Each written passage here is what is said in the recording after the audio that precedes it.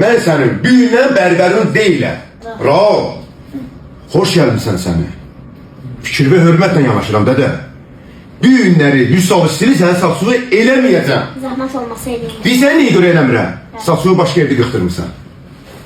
Niyə getdin başqa yerə? Demişdin, ancaq sənə kəstirəcəm saçımı.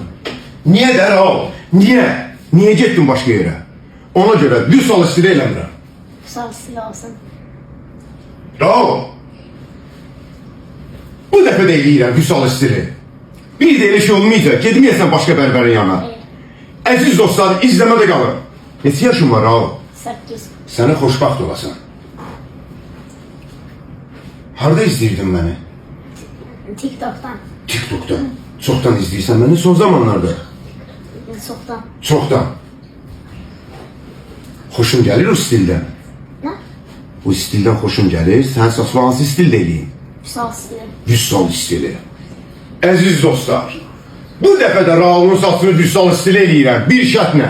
Əgər Rauf, bu cəmaatın içində deyirəm, sən başqa bərbərə getsin, xahiş edirəm. Mən sənin büyündən bərbərin deyiləm, əgər bir də getsin. Danışdıq, bərin şirin olsun. Əziz dostlar, izləmədə qalaq. Başlayaq inşallah. Allah, Məhəmməd, ya Əli.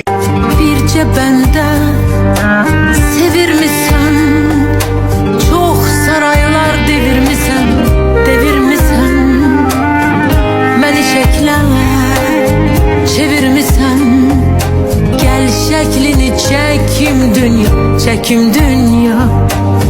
Pəncərəsən, baxan mənəm, rəng-rəngə yaxan mənəm, sularımda axan mənəm.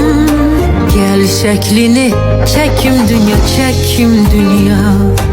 Gəl şəklini çəkim dünya, çəkim dünya. Kainatda yoxdur sənin oxşarın, gecənin sultanı, zülmətin şamı.